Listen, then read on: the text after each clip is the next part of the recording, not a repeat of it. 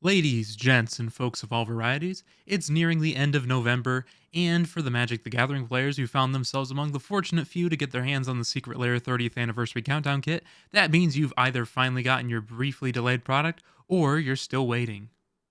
But frankly, there's no humor to be had with this product and the circumstances surrounding it.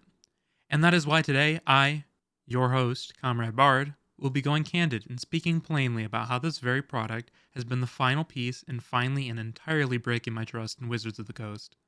Now, before I get into the full blown discussion, I would just like to quickly preface this by saying that from the onset of this product being revealed, I had no intention of putting out a hit piece on it or on Wizards of the Coast, but as circumstances would have it, which we'll get into in a bit, I felt like I had no choice but to put out something about it and have my voice be heard. So, with that said, let's just get right into it. When the Countdown Kit was revealed during a weekly MTG stream, I was admittedly very excited about it. And the previews they showed along with that announcement only further garnered my interest. $150 for 30 cards was certainly steep, no doubt, and I was definitely cautious, but the initial batch of cards they revealed and their special treatments was enough to catch my attention and make me believe that once we saw the rest of the product, my impressions could only go up from where they already were. Once we had the entire card pool to peruse, though, I was very much underwhelmed. There were some cool additions for sure, but the product was very clearly padded out with more bulk than it ought to have been given the price. But again, the special treatments for a lot of the cards kept me interested. What really made me waver on buying the product, however, was the information that each card had a 30% chance of being foil. I've long despised that almost every product they put out now has to have some sort of lottery gimmick to it. Even products like the Commander decks that now have a collector sample booster to add to the cost for the sake of sticking a gambling component where there used to be none. And Secret Lairs have become especially bad about this with the shift to new sets of random bonus cards, some of which have exorbitant market prices due to the rarity. But I digress. To throw this sort of lottery gimmick into a product intended as a celebration of the game that had been loved and mostly respected for the 30 years is, in a word, unfortunate. But at this point, I suppose such a decision is incredibly on brand for the game, which has been the victim of short sighted and greedy practices for the past few years, especially.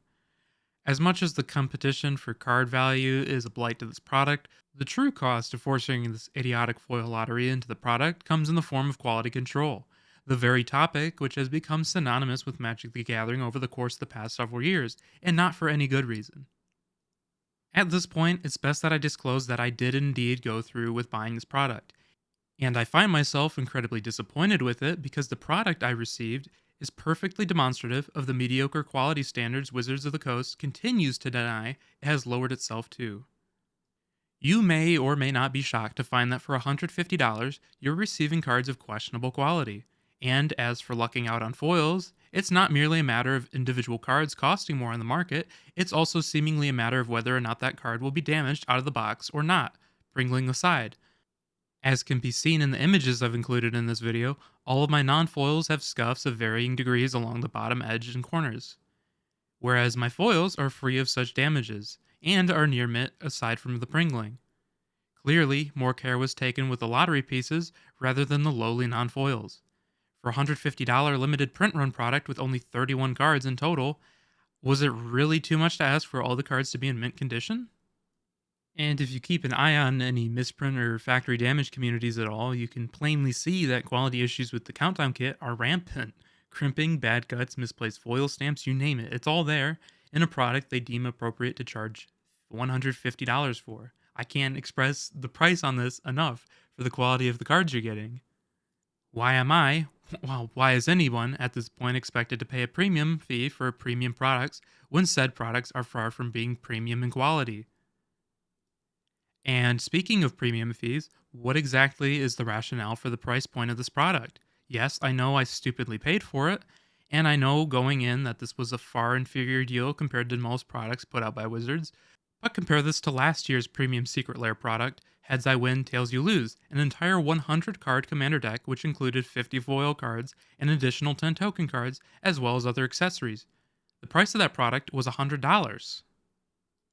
So, what exactly is the justification for charging an additional $50 for 80 fewer cards?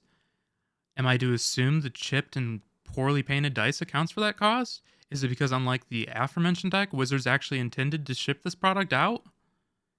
The only reason the Countdown Kit costs as much as it does is because it's a once in a lifetime product that celebrates Magic's 30th anniversary, which to some, that's more than worth it. Heck, it was mostly worth it to me despite my reservations. But now that I have my hands on the cards and get to see that Wizards cares so little about the quality of the products, even when they're charging you an arm and a leg just for a small sampling of cards, I can't help but feel entirely demeaned as a consumer. I can't help but feel embarrassed that I've supported this game for so long and given them so much of my time and money. I don't want to sound overly melodramatic, but frankly, my trust and confidence in Wizards of the Coast is forever broken. My respect for their decisions has been on a decline for some time, but I never would have thought that a celebration of the game's long history and the products that would bring with it were going to be what finally dissolved my appreciation for anything they do. I love Magic the Gathering. It's an awesome game that's brought me closer to many people, but it's sad to see what's becoming of it. And I know I'm far from being the only one who feels this way.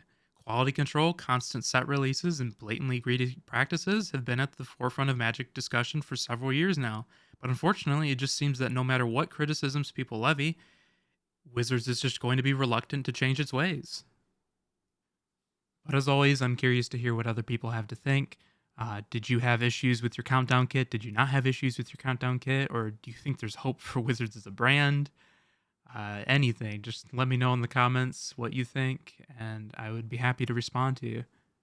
And until next time, everyone, keep things excellent.